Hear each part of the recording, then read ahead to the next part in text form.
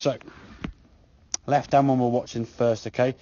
Swing wise, okay, as you go back, not too bad. From here now, that left hip sort of pushing back out the way too early. Contact now, as we can see, behind the golf ball. Finish position, very much on the back foot there, okay? Weight now not really shifted at all. He's flat as can be, and your weight now is kind of sort of leaning back a little bit off that left foot. Now that reduces the pain, as you said. However, if you try and go the other way and you go top of falls this way, then you put more pain, okay? So it's the other way being wrong, okay? What you've got to feel in terms of your practice is top of the backswing there, just shift those hips towards that brolly. From here now, as the hands fall, we'd expect the club to be a bit more kind of up here, okay? Maintain the angle in your hands and your wrists there. So from here now, just fall. Okay, if we sort of unhinge the club a bit too early there, as you can see, you're losing your power. As you do that with the wrist, that there is the release of power.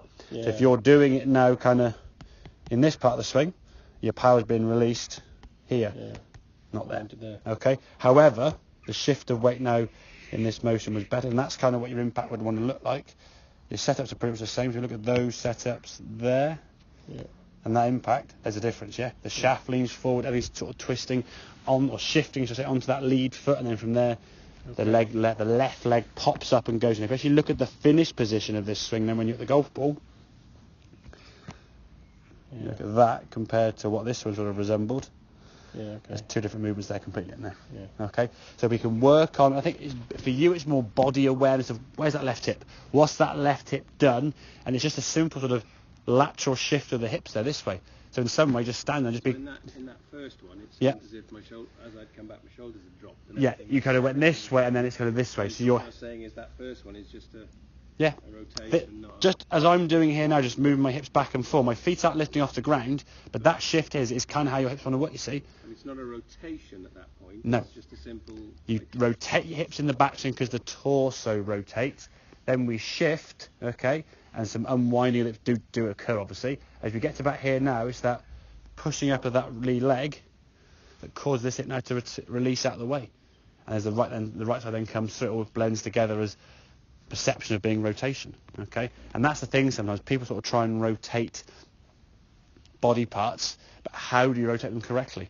If you lean back, yes, it creates less pressure on the glutes, as you said, but we very often hit the ground beyond the golf ball, as you do on the left-hand swing there.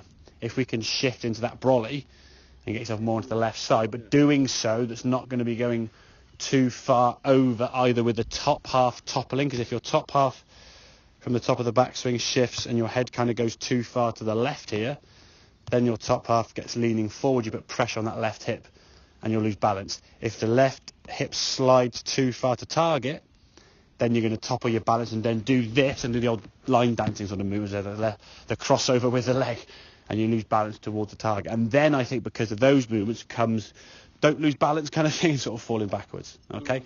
So it's that rotation to the top is fine, subtle shift to target, and then pushing up to that left leg. And blending those two together is going to be the key thing, so. Does that make sense? And at that point, the club is none of the wrists. It just basically from the top of the bat and the hands want to just drop and fall. So from there, as you come down, you bring that golf club back down from the top of the gun. So if you swing up to the top, from here now it just sort of goes and just drops, nice and loose. So squeeze that club tight.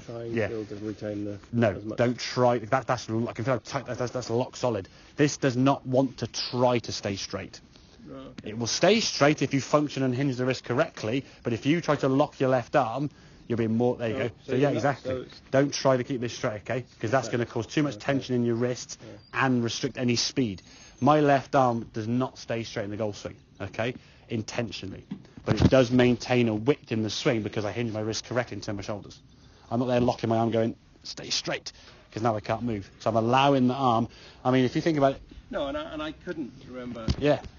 I mean, it's developing. Yeah. I'm training with it, but so I feel it straighter than. Yeah, you don't want to be locking it. That's the key thing, okay?